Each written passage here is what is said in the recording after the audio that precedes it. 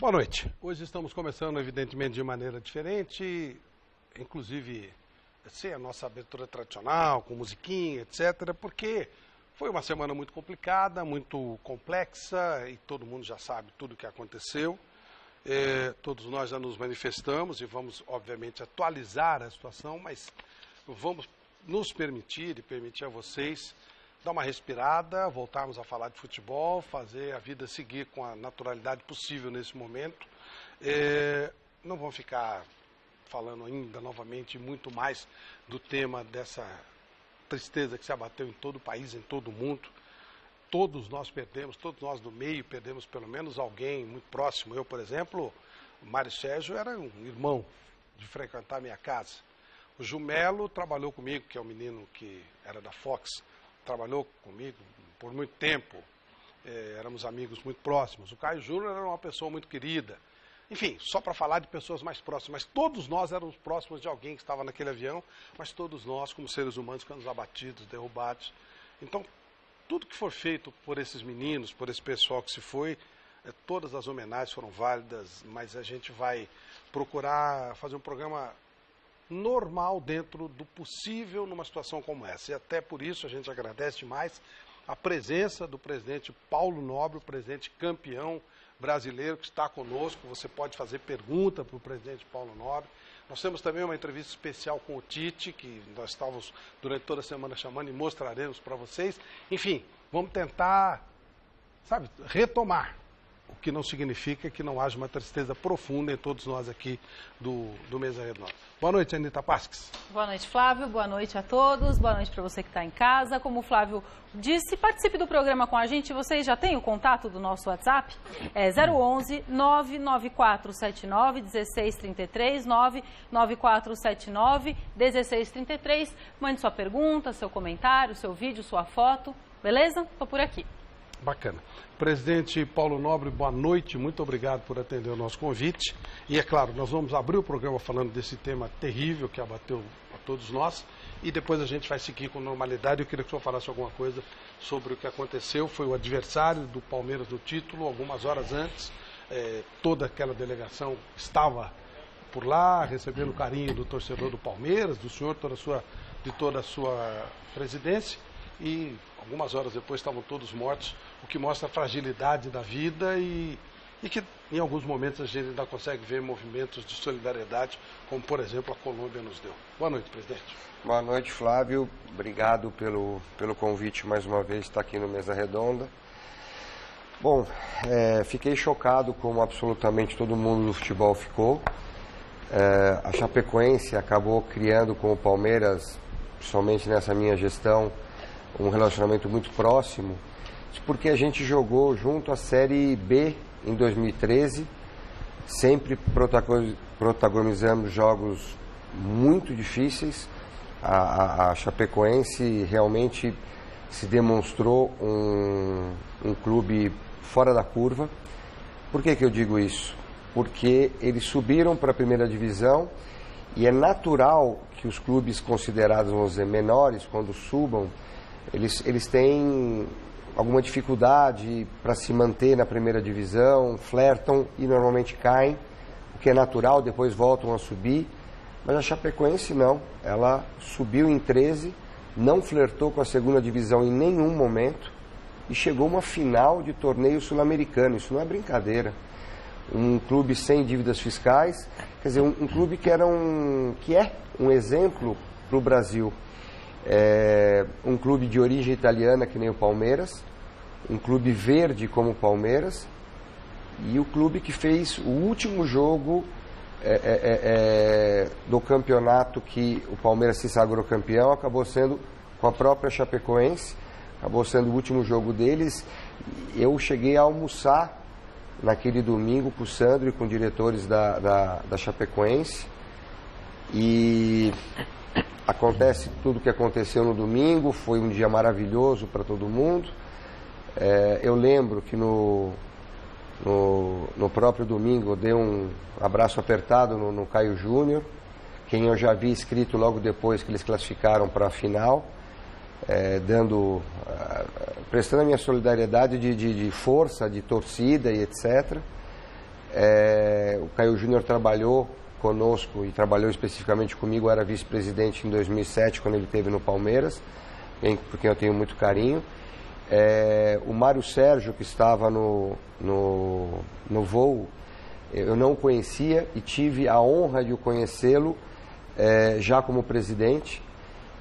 E eu lembro direitinho, eu sou super fã dele. Claro. Em 84, quando ele teve aquele problema do doping, etc., eu lembro num programa que eu estava com ele, onde ele explicou o que aconteceu, e mesmo ele explicando, o meu lado torcedor falou, mas foi injusto.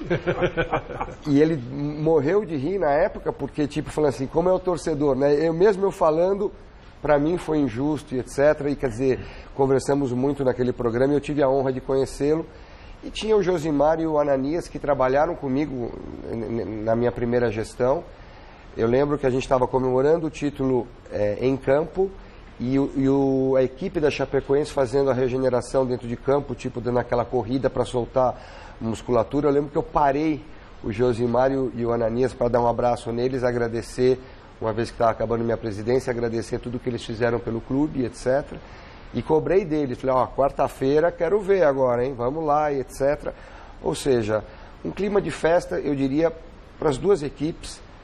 E 24 horas depois, um pouco mais, eu voltei da festa da segunda-feira à noite, que foi a festa do título, e estava exausto e dormi e acordei no dia seguinte com a notícia que chocou o mundo do futebol. Por outro lado, o mundo do futebol, Flávio, que é tão frio, tão egoísta, cada um só olhando o seu próprio umbigo, que é o normal que a gente vê acontecer. Não existe unidade, de fato. Quando acontece um caso como esse, você vê, acho que a verdadeira essência do mundo do futebol. Não importa quem, não importa em que país, qualquer pessoa ligada ao futebol prestou sua homenagem à Chapecoense. Escutei outro dia um comentário que a Chapecoense, não existe mais dúvida, a Chapecoense é o time no mundo que tem a maior torcida do mundo. O que foi feito na Colômbia não é normal. E a comoção do Brasil como um todo, da Europa, de todos os mercados de futebol, prestaram algum tipo de homenagem. E eu estou vendo aqui no Brasil também que uma preocupação muito grande para que a Chapecoense possa ter uma situação diferenciada nos próximos anos para poder se reerguer. Afinal, ela não chegou aí à toa, ela chegou por méritos próprios. E se o mundo do futebol não der alguma ajuda, mesmo dando uma ajuda, vai ser difícil. E eu tenho certeza absoluta que eles são capazes de superar, dado a garra e dado a competência que eles demonstraram nesses anos onde a Chapecoense surgiu para o mundo do futebol. E agora, é muito importante, eu acho, essa ajuda, porque é um caso muito extraordinário, especial, um caso traumático, e acho que mesmo assim vai ser difícil e tenho certeza que eles vão conseguir dar a volta por cima. Em cima do que disse o presidente Paulo Nobre e algumas das homenagens que nós vimos por todo o mundo nesse terrível momento do futebol. Durante toda a semana não se falou em outra coisa. O acidente com o avião que levava a delegação da Chapecoense para a Colômbia colocou em evidência um time que passava pela melhor fase da sua história. Uma equipe em ascensão que tirava sorrisos até daqueles que não eram torcedores do clube. A surpresa e o inconformismo pelo ocorrido foram de alguma forma amenizados por uma avalanche de humanidade, carinho e, acima de tudo, solidariedade. O mundo se comoveu com a história e inúmeras homenagens foram feitas nos últimos dias. Estádios de futebol como a Allianz Arena em Munique e o estádio de Wembley em Londres colocam em destaque a cor verde. Cartões postais como Cristo Redentor, Torre Eiffel, Obelisco de Buenos Aires, Orlando Eye, Torre Colpatria de Bogotá, entre outros lugares, fizeram o mesmo. River Plate e Gimnasia entraram em campo pela Copa da Argentina, demonstrando todo o respeito pelo ocorrido com o time catarinense. Os aplausos da gente chapecoense. O Colo-Colo distribuiu 40 mil bexigas verdes para os torcedores no clássico diante da Universidade Católica. Uma linda imagem. A equipe peruana do Sporting Cristal também prestou o devido tributo ao time brasileiro. O São Lourenço, eliminado pela própria Chapecoense na Copa Sul-Americana, entrou em campo no jogo diante do Olimpo, vestindo as camisas que trocaram com os jogadores no confronto há 10 dias. O Atlético Nacional dedicou à Chape a vitória deste final de semana contra o Milionários com uma festa no vestiário.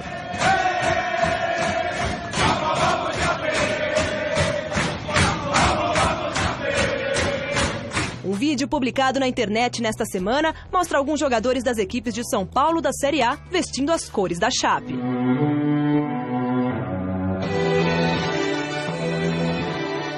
No entanto, homenagem espetacular, daquelas de tirar o fôlego, fizeram os colombianos. Mais de 45 mil pessoas lotaram o estádio Atanásio Girardot numa demonstração única de solidariedade e respeito.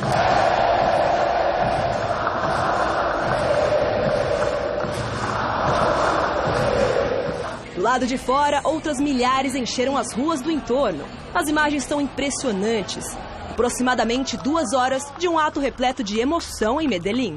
A grandeza do acontecido emocionou até mesmo o ministro das Relações Exteriores, José Serra. É uma emoção muito grande, muito grande. Quero dizer que em toda a minha vida não tive uma emoção semelhante. Muitas graças, Colômbia. Os torcedores da Chapecoense, o povo brasileiro e, acima de tudo, o futebol, agradecem aos colombianos por tamanha demonstração de humanidade. Talvez cenas como essas nunca mais sejam vistas na história do esporte.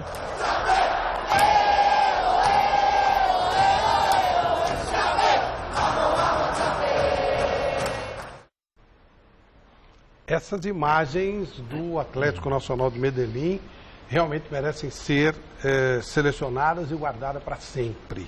Aquela rivalidade tremenda entre o Brasil e Colômbia dos jogos, né, entre eles, inclusive na Copa do Mundo, fica para trás. E nós vamos, inclusive, selecionamos com uma grande imagem dessa semana. O nosso lance Lux Color dessa semana é essa imagem fantástica do Atlético Nacional de Medellín com a Chapecoense. Esse é o lance que a gente destaca esta semana. Nada foi maior, nada foi mais bonito do que essa homenagem feita pelo Atlético Nacional, extremamente respeitosa, extremamente sincera, e a gente aqui tinha que selecionar essa imagem, uma principal. Não houve gol, não houve nada mais significativo em termos de beleza do futebol, talvez seja essa a mais bela imagem do futebol dos últimos anos, essa imagem que não é um gol, mas sim alguns gritos de apoio do rival, do adversário. Lembre-se que o jogo seria aí, no horário do jogo, todos estiveram lá e fizeram essa atitude espetacular que elevou o futebol, acima de qualquer coisa, mas elevou a Colômbia, elevou o Atlético Nacional, e nós selecionamos como nosso lance Lux Color desta semana, com todo respeito, com todo carinho, a Chapecoense e ao Atlético Nacional. E os momentos mais difíceis, né? Os momentos em que os corpos chegaram ao Brasil, e a gente mostra para vocês a partir de agora. Depois de um trabalho extremo das equipes médicas colombianas, em conjunto com autoridades brasileiras, os corpos da delegação da Chapecoense chegaram no aeroporto da cidade por volta de 9h30 da manhã. Na presença do presidente Michel Temer, um a um, os caixões iam sendo tirados dos aviões da Força Aérea Brasileira. Na Arena Condá, sob uma chuva intensa, os torcedores acompanhavam no telão o trajeto dos caminhões que transportavam os caixões até o estádio. Aproximadamente meio-dia, eles chegaram. A comoção foi geral. Assim como no aeroporto, militares os carregaram para dentro do gramado, onde as famílias já esperavam. As cenas que foram vistas dali para frente só aumentaram a dor, que já vinha sendo guardada desde o dia do trágico acidente. Definitivamente são imagens que ninguém poderia imaginar num estádio de futebol. Várias homenagens foram feitas aos jogadores que se tornaram heróis para a torcida da Chape. Não só no velório, mas durante toda essa semana, a cidade de Chapecó mostrou o quanto admirava e idolatrava esse time. Uma equipe que teve uma ascensão meteórica de 2009 para cá. Mas a certeza que fica é que a partir do acidente, este amor se multiplicou. O poder dos torcedores, somado a esta onda de solidariedade que tomou conta do planeta, definitivamente irão fazer a Chapecoense se reerguer. Força Chape, agora e sempre.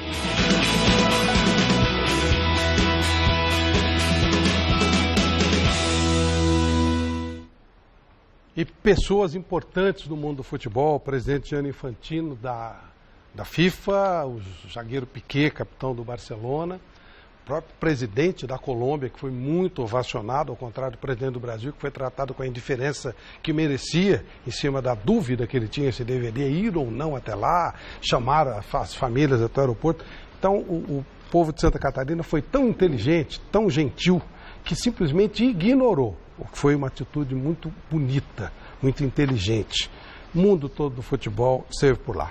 Mas, gente, o mais importante é o seguinte: os jogadores da Chapecoense gostavam de jogar futebol e eles morreram atrás de um título. Eles queriam jogar contra o Atlético Nacional de Medellín. Esse era o grande sonho. Então joguem.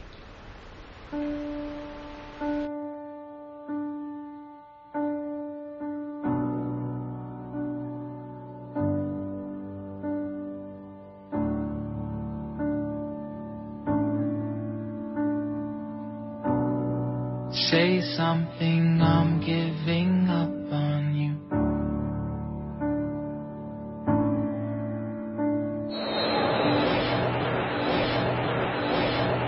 You want me to. Outro cruzamento para a área. Quase deu. Bola foi boa. Bateu pro gol.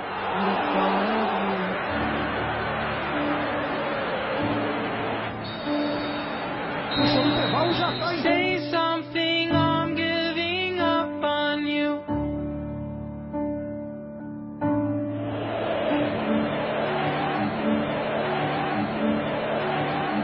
I'm feeling so small. Pra fora.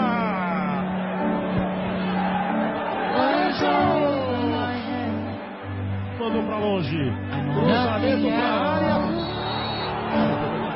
Todo cima o braço. E o bandeirinha.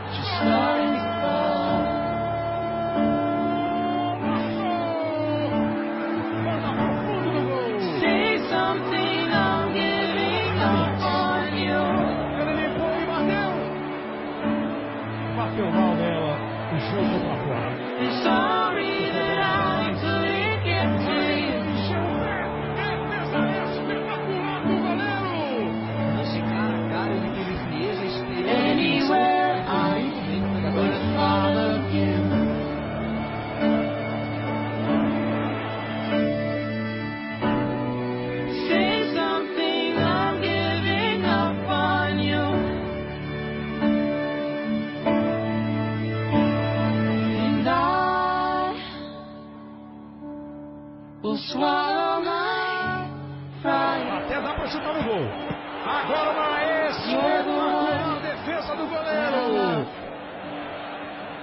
Saying goodbye.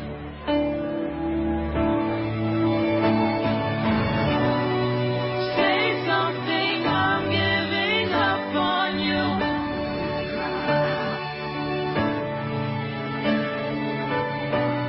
I'm sorry that I couldn't get to you.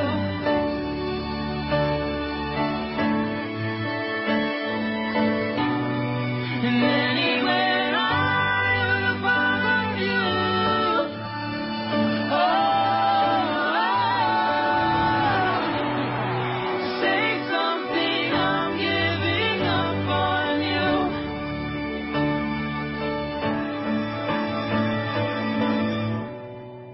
Say something, I'm giving up on you.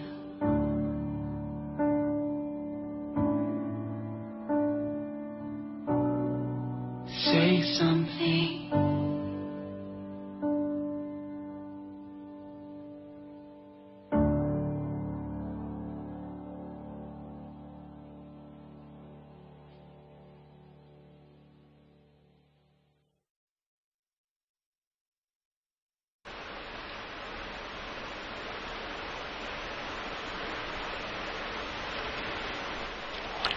Uma rápida palavrinha de cada um dos companheiros sobre o tema, para a gente aproveitar a presença do presidente Paulo Nobre.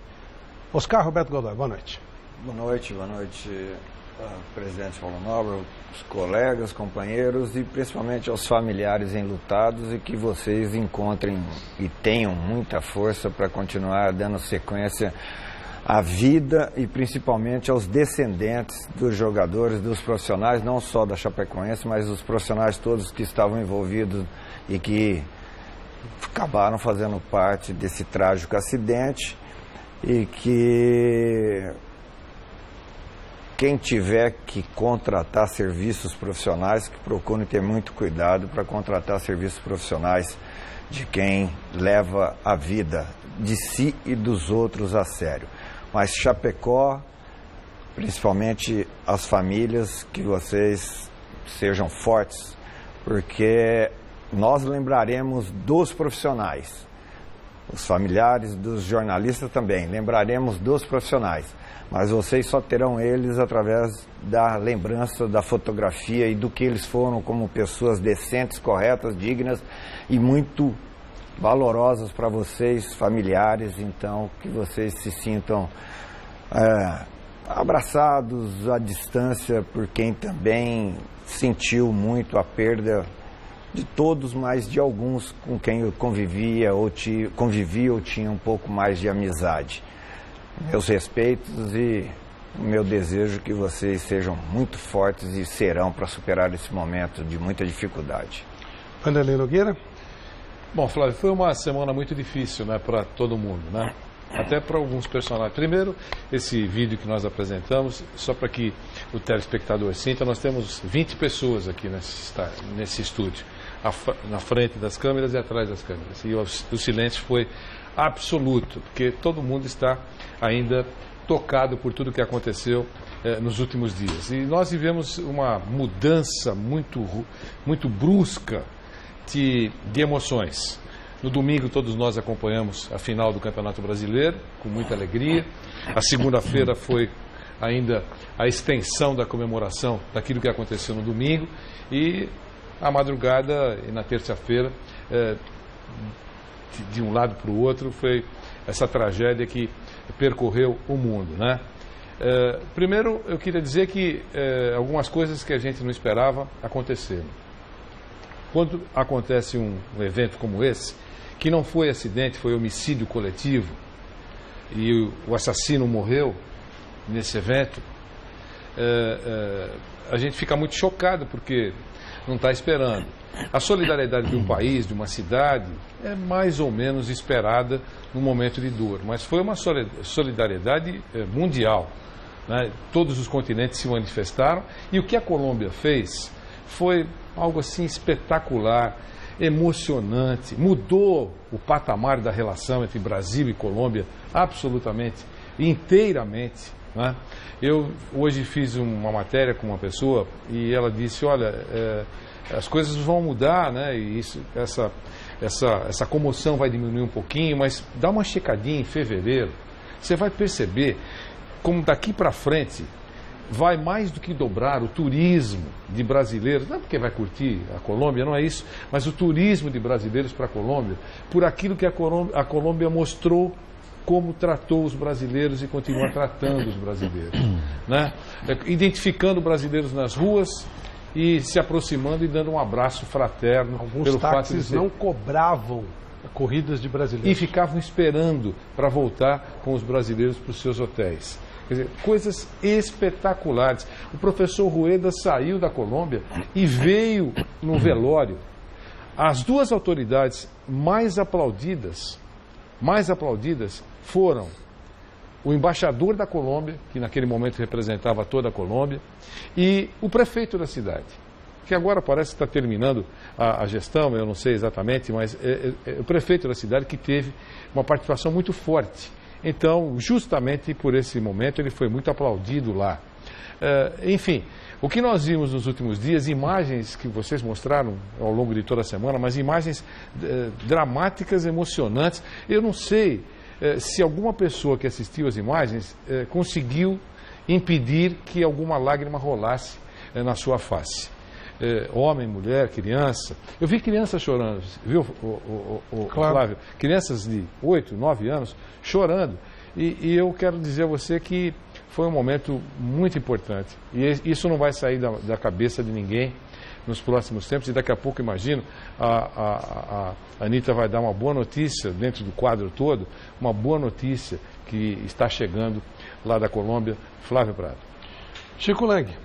Bom, meu caro Flávio, eu acho que depois de uma tragédia como essa, muita gente gosta de, acho que, pôr a culpa no destino, né?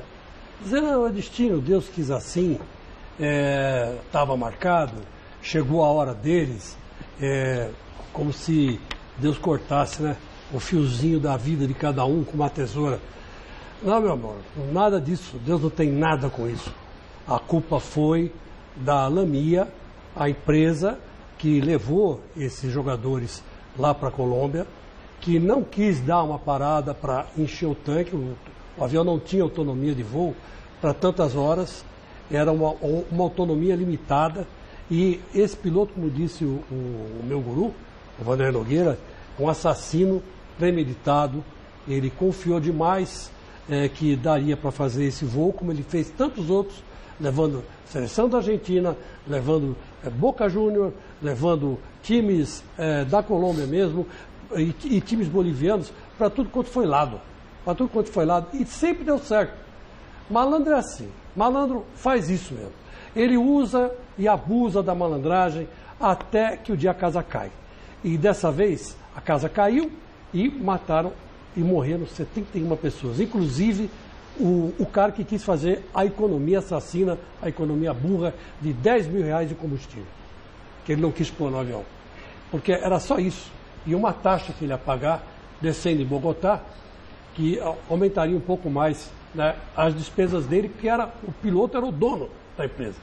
Então, quer dizer que isso tem que ser muito bem apurado, isso não tem nada a ver com Deus, isso aí é um erro humano. Então, vamos dar a César o que é de César e a Deus o que é de Deus. A culpa de tudo isso que aconteceu foram das autoridades bolivianas que não checaram o avião e a autonomia de voo desse avião, porque a Chapecoense pegou esse avião na Bolívia. E da Bolívia tinha que ter autoridade suficiente para ver, qual é a sua carta de voo, onde você vai parar, esse avião não tem autonomia, só tem 4 horas para gasolina, onde você vai estacionar para encher, você tem que assinar aqui dizendo que vai parar, sei lá. O motor, não vai parar não, então não sai o voo, não sai. Simples, faltou sim a mão humana, tem nada a ver com a mão de Deus. Então não vamos nos deixar nos iludir por essas fatalidades. Foi uma fatalidade divina, não foi fatalidade divina nenhuma, foi erro humano, e quem errou tem que pagar, quem errou tem que pagar. Agora o governo da Bolívia está numa sinuca de bico, porque ele vai ter que apontar os culpados. e vai ter que sim se responsabilizar por isso. Não sei como, o dinheiro nessas alturas do campeonato não vai devolver as vidas, mas pelo menos a justiça entre os homens tem que ser feita. A justiça entre os homens tem que ser feita. Não pode se deixar passar em branco. Então vamos parar de jogar a culpa em Deus em muita coisa que acontece. Porque a culpa, na maioria das vezes, é nossa. É nossa. A gente faz bobagem mesmo. E a gente faz idiotice a tal ponto de matar 71 pessoas. Por causa de uma economiazinha de 10 mil reais. Cada vida dessa aí não tem preço.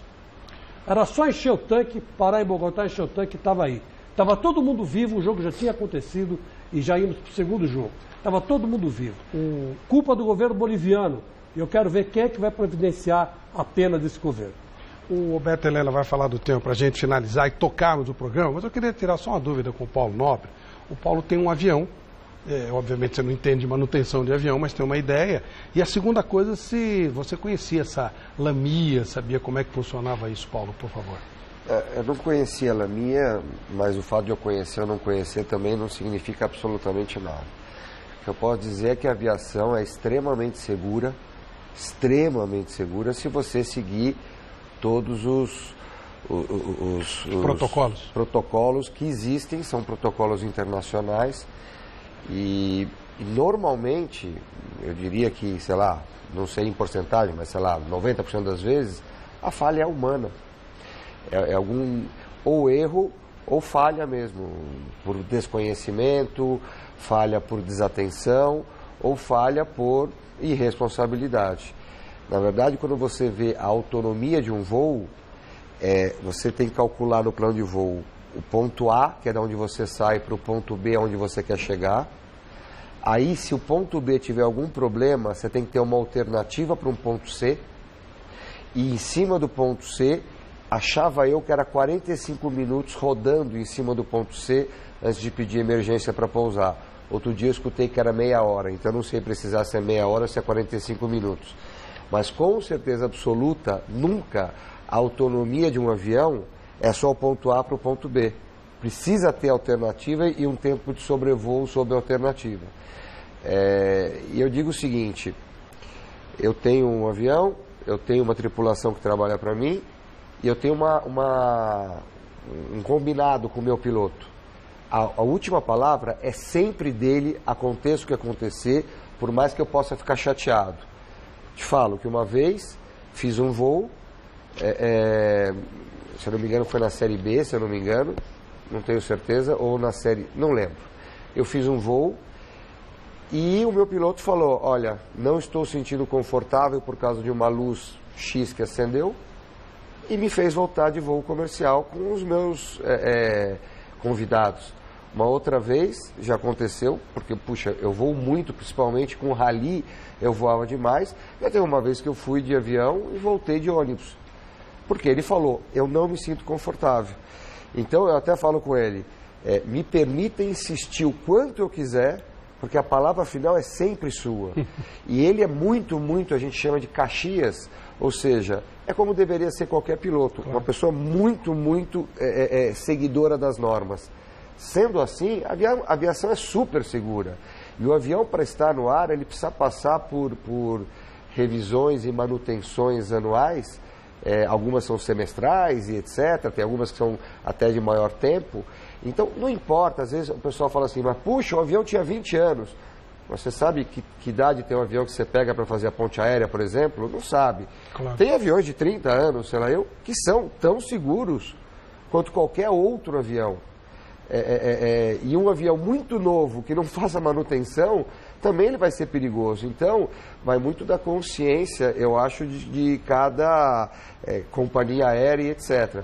Mas a gente pode ver que o número de acidentes, eles são, graças a Deus, muito pequenos, muito poucos, perto do número de voos que existem. Eu diria que a esmagadora maioria das pessoas seguem as regras. Agora, esse avião, na verdade, não tinha autonomia para fazer o voo, precisaria fazer um pouso antes. Eu até perguntei isso para o meu piloto, mas foi algo simples assim, pane seca, simples assim? Ele falou, a princípio, pelas informações que chegaram ou que estão se circulando, é simples assim mesmo. E aí não tem mágica, né? Bom, meu amigo Alberto Helena Júnior, recentemente eu escrevi o livro, né, O Juramento, e eu pesquisei muito a história do Torino, que caiu um avião. Tem muita semelhança essa história. Era um voo fretado, um voo pequeno, se bem que era um voo extremamente seguro aquele, era um avião da Fiat, a Fiat fez aviões sim, era um voo de um piloto que participou da Segunda Guerra Mundial como combatente com avião, e ainda assim houve o problema, e até hoje não há uma explicação do que aconteceu. A verdade é que a tempestade o levou de volta, ele bateu numa coluna em Superga, mas foi a única vez em que nós tivemos um acidente com o time de futebol, onde você vê, naquele todos morreram, aqui infelizmente algumas pessoas se salvaram, mas com jornalistas, era uma delegação para aquele trabalho especificamente. E acho que esse caso lembra muito do Torino, do Manchester é um pouco diferente, os outros que caíram sempre eram voos mais comerciais, né? Então deve estar tendo um jogo lá em cima entre Torino e Chapecoense. O caso do Torino, a gente tem que levar em conta também a tecnologia da época, né? Mas com outro detalhe, quer dizer, o Torino era a seleção italiana, claro. Era considerado o melhor time da Europa na época, né? Ele veio aqui pouco antes, fez a excursão aqui pelo Brasil, né? Tinha o Batigalupo, que era um goleiro enorme, com uma mão enorme e tal, era uma figura. Enfim, tinha grandes jogadores, e com a queda daquele avião, a Itália nem veio participar do campeonato veio mundial. De navio. Não, mas desistiu de participar, porque não tinha como... sabe, o time era o Torino. E o Torino depois nunca mais se recuperou. É verdade. Nunca mais se transformou. O presidente falava, a Chapecoense tem força e tal, mas é difícil. O Torino, que era o maior do mundo, não conseguiu. Não conseguiu. Mas eu queria falar a respeito desse episódio para dizer o seguinte, né? Na raiz de tudo está a cupidez humana. Por 10 tostões, esse indivíduo não só botou a vida dele em risco, como a de 70 e tantas pessoas. E morreu por causa disso, que é pouco. Deve pagar lá, onde estiver, deve pagar mais. E, ao mesmo tempo, louvar esse comportamento, essa reação da população colombiana, do povo colombiano. Porque nós não podemos nos esquecer do seguinte: a Colômbia vem de quase 50 anos de uma guerra fratricida entre guerrilhas e legalistas lá, mais o narcotráfico. Quer dizer, é uma população calejada pela morte, pela tristeza, pelo luto, pela tragédia, que passou a ser uma coisa cotidiana. E ainda assim, esse povo teve essa capacidade de se solidarizar dessa maneira, de se comover dessa maneira com a tragédia de Medellín. Realmente é uma coisa, não sei se isso ocorreria entre nós aqui, viu? Não sei se o brasileiro teria, em relação ao time colombiano, a mesma reação. Embotado como a gente anda com essa coisa do resultado, ter que produzir, ter que vencer na vida, ter que ter e não ser. Esse é o grande, fazendo uma paródia, é um grande enigma. Pois não, presidente. Uma coisa que o meu piloto comentou comigo também, que informações que chegaram, é que ele já tinha feito esse percurso 6 vezes, era a 7ª vez, ou seja, ele já havia arriscado, já havia pego confiança em tomar esse risco. Então, quer dizer, não foi nem a primeira vez que isso aconteceu. E isso... Quer dizer, ele fez esse trajeto na conta do chá sempre. Segundo. Sempre esteve na conta do chá. A seleção da Argentina, Alberto, de Buenos Aires, Belo Horizonte, chegou com o cheiro de gasolina, no cálculo que foi feito agora. pelos Quer especialistas. dizer, nunca acontece na primeira, né? Não acontece na primeira. Então, quer dizer, isso acontece também outras vezes, deve acontecer mais vezes, só que ninguém fica sabendo por quê. Porque, a princípio, se ele chegar e pousar, não tiver nenhum problema no ponto B, vamos dizer assim, ele não precisa reportar nada. E se ali, segundo o meu piloto falou, se ele tivesse reportado a realidade, a multa seria gigantesca e talvez ele perdesse até o brevet, alguma coisa assim, tivesse alguma penalização muito séria. Então, quer dizer, esse tipo de coisa, infelizmente, tem gente que toma esse tipo de risco.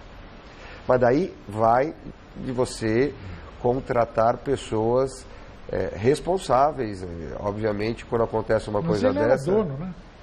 Ele era um dos sócios. Então, um dos sócios. Ele voava com uma E agora absoluta vamos ser sinceros, quem que vai antes de fretar um avião, ver o histórico do piloto ou ver o histórico da companhia? Até porque era bom, né?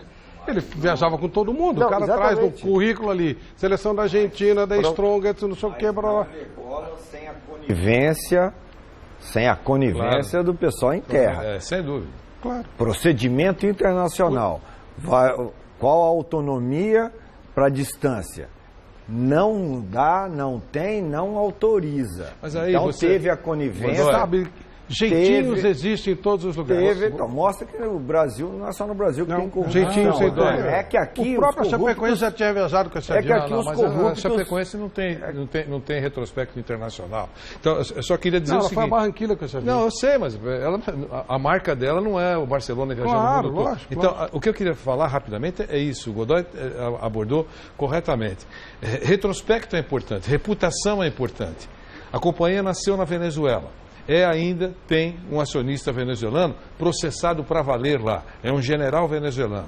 Tem 2 outros sócios que eram os 2 comandantes. Um que morreu, um que ainda está vivo e querem procurar para bater nele. E pessoas ligadas à companhia. Esse é o retrospecto da companhia. E mais, saiu da Venezuela e foi para a Bolívia. Né? Quer dizer, é uma empresa confiável? Não. Então você tem que estender a responsabilidade para quem os contrata. Comebol e os clubes que contrataram essa empresa. Recomendação da Comebol. Exatamente. A Comebol é a mão do gato. Eu só acho que isso acontece muito mais do que a gente imagina. Foi oferecido o trabalho para o Coritiba, e o Coritiba agradece. Obrigado, PT, saudações. Eu acho que isso acontece mais do que a gente imagina. Mas pera um pouquinho só, vamos falar agora, depois que acontece um acidente desse, a gente começa a avaliar também muito o videotape, né? Caramba, faz muita diferença assim na administração, um voo mais caro ou um voo mais barato. Claro. Aí você pega um voo muito mais barato. Quem já voou com esse voo?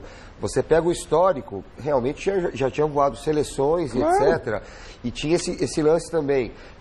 A própria pessoa que está pilotando é a dona da aeronave, etc. Cara, eu não vejo culpa absolutamente nenhuma de quem contratou. Claro, eu acho que fez um trabalho de tentar buscar o melhor. E vou dizer mais, Paulo, eu preferiria viajar num avião que o dono é o piloto.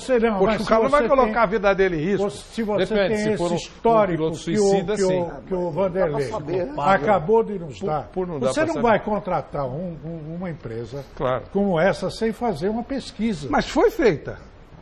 Viajou o Messi, o jogador mais caro do mundo. Não, peraí. E aí você pode economizar 50% do valor. E o Messi viajou, por que você não viaja? Porque o Messi, inclusive, reclamou. Mas isso veio depois. A Argentina, não. Ninguém falou nada na época. No dia do voo da Argentina, os jogadores da Argentina e o Messi, sobretudo, reclamaram muito do atendimento dessa empresa. Do atendimento, não da segurança. Claro. Eu não ia saber que o avião... Claro, porque não caiu o avião. Então, mas é isso. Mas balançou. Mas balança mesmo. Mas balançar não é questão de combustível, não. O Messi não... Gente, se eu sou administrador de um clube... Mas quem contrata... Eu sou administrador de um clube. Um clube pobre. 50% mais barato. Viajou com a seleção da Argentina, eu não vou viajar. O dono está pilotando, eu vou. Qualquer um entra no Google. Então não há necessidade de ser nenhum gênio da lâmpada. PhD em administração. Vanderlei, Não, 10 segundos, depois. Flávio. Não. Depois. Flávio, 10 Você entra segundos. no Google, a seleção da Argentina viajou. Eu vou. Então, tá o piloto bom. é o dono. Eu vou. Então veja 50% veja, mais barato. então, Vai, ve- você mora em Ribeiro. Flávio, veja se é muito mas eu mostro difícil. ele qualquer um. 3 perguntas, Flávio. Veja se é muito difícil isso. Modelo do avião. 10% dos aviões construídos tiveram acidentes fatais. Desse modelo, 10%. Sabe qual é o número de acidentes fatais da indústria automobilística? 0,1%. Só esse modelo, 10% de acidentes fatais. O cara tem que saber onde você vai embarcar. A outra coisa que é muito importante. Você entra lá e o Google mostra para você distância Santa Cruz de la Sierra a Medellín, 3.000 quilômetros, números redondos. Autonomia desse avião, 3.000 quilômetros. Qualquer gênio da lâmpada percebe que tem alguma coisa errada se não tiver Mas escala. quem vai fazer isso? A logística do clube. Gente, pelo amor de Deus. Ok. Nunca ninguém fez isso. Vai fazer agora. Nunca ninguém fez. Agora vai Nunca mudar. ninguém fez agora. Vai mudar, Nunca né? ninguém fez. Tá, deixa eu falar uma coisa. Um dos sócios da empresa deu uma entrevista para um canal argentino e ele falou o seguinte, que a empresa tem 1 ano só de vida e que eles davam um preço razoável, inclusive promocionais. A companhia tem só 1 ano, o que ele estava fazendo, ele falou desse jeito, era marketing. Deixa eu só dar o nome dele aqui certinho. Foi uma entrevista que foi dada, se eu não me engano, hoje para um canal argentino, canal 26, na Argentina. Marco Rocha Venegas, boliviano, acionista da empresa ao lado do Miguel Alejandro Quiroga, que morreu na queda. Fora isso, Flávio, deixa eu atualizar, como o Vanderlei comentou agora há pouco, o Neto, zagueiro, ele segue sedado, está respirando com a ajuda de aparelhos e está ainda com aquela infecção pulmonar. O Jackson Follman está num estado estável, já conversa com a família, deu uma entrevista, um áudio que entrou agora, inclusive, no Fantástico, falando que ele vai passar por cima disso, que ele vai superar, dizendo para todo mundo ficar tranquilo, e disse o seguinte: prefiro a vida à perna. A gente vai tirar isso de letra, ele falou. O Alan Ruschel já está há 24 horas respirando sem o auxílio de aparelhos, está consciente, conversa bem, diz que, inclusive, quer fazer um churrasco assim que possível. Sobre isso, o Vanderlei até tem uma notícia bem bacana e quente para gente. E o jornalista Rafael Renzel está evoluindo bem, saiu da ventilação mecânica, mas ainda pode ser que passe por uma cirurgia, assim que a situação dele das vértebras, né, que você comentou comigo, que ele quebrou 7. A junta médica colombiana e 2 médicos da Chapecoense que estão lá estão discutindo se devem operar ou não. E sobre o Alan Ruschel, ele marcou o casamento. A noiva chegou e foi na UTI, ele está falando e ele marcou o casamento para a primeira semana de janeiro. Tem certeza que vai sair dessa e quer casar na primeira semana, sem festa, evidentemente, mas é uma cerimônia que ele quer fazer, quase privada, mas quer casar na primeira semana. O que já é bom, é uma notícia boa, ela está pensando nisso. Que é muito difícil.